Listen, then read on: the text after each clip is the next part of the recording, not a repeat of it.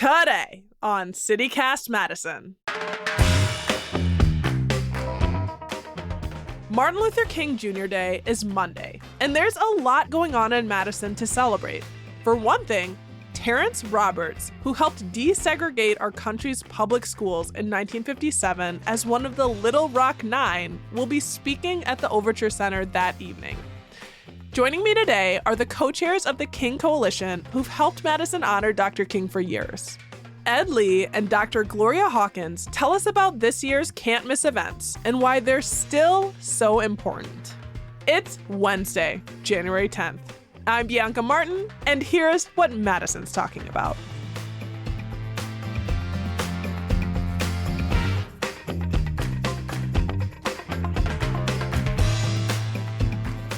Gloria, hello. Hello. Edward, hello. Morning. Good morning. So, you both have organized the Madison and Dane County celebration of Martin Luther King Jr. Day for years now. You've been a part of it. Gloria, this year, you all invited Terrence Roberts to be the keynote speaker. Who is he and why choose him? Well, Dr. Roberts is one of the Little Rock Nine. In 1957, he, along with 8 other high school students, really decided, of course, with their parents' consent and also with the support of the NAACP. I remember a woman by the name of Daisy Bates, who was the youth director for the NAACP in Little Rock, Arkansas. And also, if we know our history, a couple of years prior to, there was a 1954 decision about separate was an eagle, with the Topeka, Kansas ruling. And so the NAACP in Little Rock thought that it was time to really not only test, but to also take advantage and really see how they could indeed desegregate the schools in Little Rock. And so 2 high schools were built in Little Rock, one in a predominantly Black neighborhood and one in an affluent white neighborhood.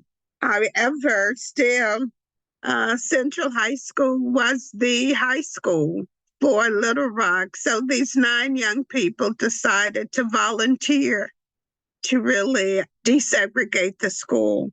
And, we are having so many issues in this country as it relates to access to education in general, in terms of the inclusion of different ethnic groups and racial groups, and as it relates to the history of this country. And we just thought that this would be a good time to bring someone who was at the forefront, who is really a part of history in terms of having access to education. Absolutely. And the case you mentioned was Brown v. Board of Education. And you're talking about the residents today. And obviously there was another major U.S. Supreme Court case around education, affirmative action ruling last year that was pretty significant. So very, very timely. Another bit of the event that I'm super stoked about is the MLK Community Choir, which is always another huge part of the event. Lift every voice and sing. What do you all have cooked up this year around the choir? Definitely one of the high points of the program every year is the Martin Luther King Community Choir. It's led by Leotha and Tamara Stanley. And I am always amazed every year at the powerful, emotional voice that this choir brings. It's like an all-volunteer choir. It's people from all over the community. You don't have to audition to become a member of the choir. You don't have to prove that you're a good singer. And you would think it's a professional choir. What Leotha does with them, what Leotha and Tamara do with them after like 2 rehearsals. Oh my goodness gracious. Yeah. So they're doing magic. It is magical. It's absolutely magical. Amazing. Yeah, I was going to ask, I hear that rehearsals are happening this week if it was too late to join. It's not at all. I literally just show up at Mount Zion Church. Amazing. So you and others in the audience are invited to come and participate. Yes, I don't know what's better than singing. Not many things. So I want to ask this to both of you, and Gloria, starting with you. What do you most hope people take away from this year's event? That we need to come together as a community and really address many of the challenges that we have in the community, whether they're educational, socioeconomical, so that there can be a positive outcome, not just for the people who are most affected, yes, but for all of us too. I've been really concerned, in many ways heartbroken. I think I said that in a meeting recently about how divisive we are in this country, how much division there is, not only within this country, we're worldwide. We can really take, if we really think about it in terms of the principles of nonviolence, addressing issues wherever they may be, but in a manner that does not really dehumanize anyone, but also there is the humanitarian aspect, and that we are working toward a goal that would enhance the lives of all of us. It's beautiful. And Ed, what are you thinking about for this year's event? The timeliness of our speaker's experience and topic, and when I think about how efforts to continue to try and address the racial inequities that exist in our institutions, and in particular in our educational institutions, right? I think about the assault on critical race theory in our schools, and I think to myself, like, the folks that are so ardently against that, if they had their way, we wouldn't teach about someone like Terrence Roberts in our schools, right? Which is, a tragic direction. When I think about the fact that, right here in our own state, the legislature withheld pay raises from how many thousands of people that were due them, simply as a way to eliminate diversity, equity, and inclusion from the work of our university system. Like, it's just crazy times. I couldn't be more stoked to hear about your speaker. And so if folks can't make it to the Overture Center on Monday, are there other ways that people can participate or hear this experience? Yeah, absolutely. So the program will be live broadcast on Monday night on WORT. In the future, later in the month, it will be rebroadcast on Madison's City Channel. So there definitely will be some opportunities for those who can't get down to the Overture Center.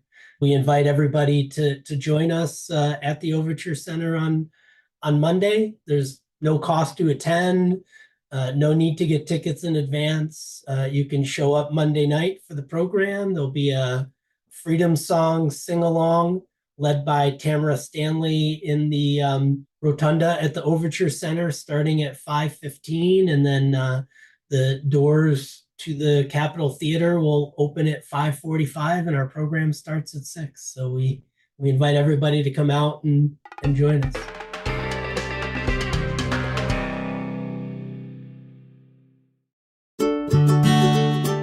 Hey, have you seen someone buzz right by you on the street riding an e-bike and think, I kind of want one of those?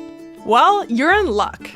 Right here in Madison, we have a bike shop that has the nation's largest selection of e-bikes. Crazy Lenny's e-bikes over on Odana Road has been in business for over a decade. And that's because they have competitive prices and great services.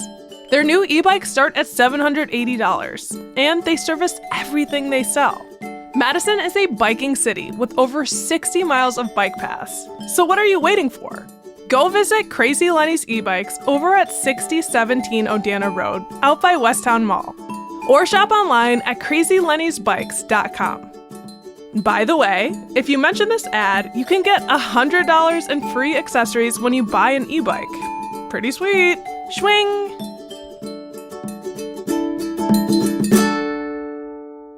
Gloria, there are a host of other festivities and gatherings happening throughout the weekend. I know that the community dinner is on Friday, and that's really important to you. Can you talk about that?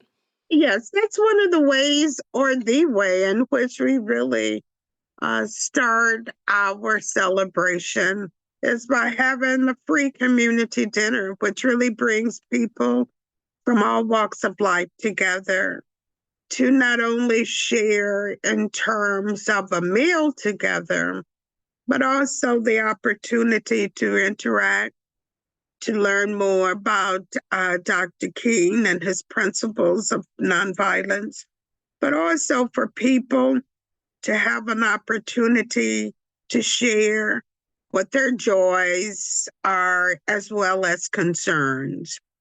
And it is a way of bringing people closer together. Too often, we are living in little silos.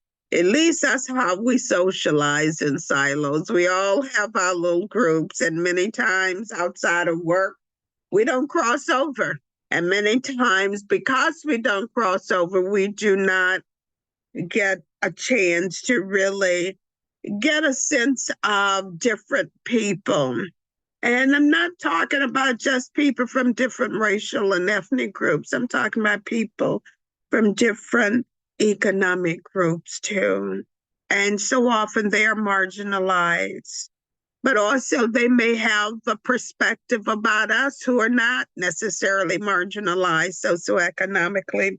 And so the dinner really gives people an opportunity to come together and to personalize our experiences here in Madison and Dane County. So I love the community dinner. I love the people coming together and just sharing.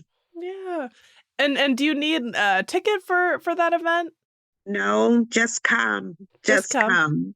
We project 400, 450 people to be a part of that. And it would be at Gordon's Dine-In and Event Center on the UW-Madison campus. Yes. And there's also an ecumenical service at Fountain of Life, right? Yes. Yeah, we quite a few years we have been hosting an ecumenical service on the Sunday before MLK Day. We sort of rotate around to different churches and different faith communities around town every year. So as you mentioned, this year we'll be at Fountain of Life Church. Program starts at 4:30. 4 or 5 different speakers from different faith communities that will share their reflections on Dr. King and civil rights and social justice. And we'll get a little sneak preview of the community choir. Bringing so many people together. It's beautiful, including also there's the Youth Day of Service, which has always been a big part of the observance. What's happening with that this year? Yeah, so we do an event for middle and high school kids at the Madison Public Library. That event will happen on Monday afternoon, leading right up to the city county observance. And really the theme is on sort of calling youth to service in the spirit of Dr. King. And so, helping youth see where they can serve their community in different ways over the course of the year. And so we ask them to make a commitment to service for the upcoming year as part of that event, and use this as sort of a kickoff or a catalyst for that. This observance is nearly 40 years old, and both of you have a bit of a long view on the celebration. And I want to know how you've seen Madison change over the years. You've been planting seeds with this event, and have you seen the impact yourself? I think with this program, people look forward to it. And I think that says a lot.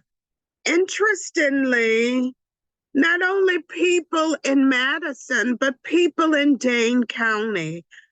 I have received inquiries from school systems outside of Madison, inquiring about not just the youth program, but can they bring the children to the program on Monday evening? Because, they are not only is it a holiday, but also within their curriculum, they're also studying about civil rights and being an integral part of the history of this country. To me, that's making an impact. When you really are able to really introduce young people, and hopefully many things will resonate, I believe that's the beginning of not only change, but people really addressing issues and not being afraid to address those issues. So I really think that when you get inquiries from people across the county, and not just the people who traditionally will come and want to inquire about, well, who's your speaker and what are you going to do and blah, blah, blah, but also those who have heard about the program and are interested in letting the activities become a part of their everyday life too. It's beautiful. Ed, do you have any last words? Boy, I don't know what else I could say after that, but I think we've still got a lot of work to do in terms of leveling access to opportunity and sort of every measure of quality of life that you could think of, whether it's education or employment or wealth or health. I believe that there is a spirit in this community to want to do better, and absolutely see that manifested every year in this program, in the growing number of programs that the King Coalition does, that other community members do. So it's a weekend, I think, both a call to action, I guess, but also some inspiration. Well, Ed, thank you so much for joining us. Well, thank you for having me. Gloria, thank you so much. Thank you. Thank you.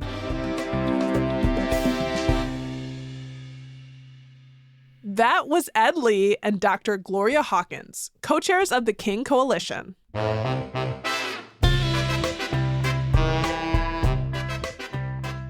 That's all for today here on CityCast Madison.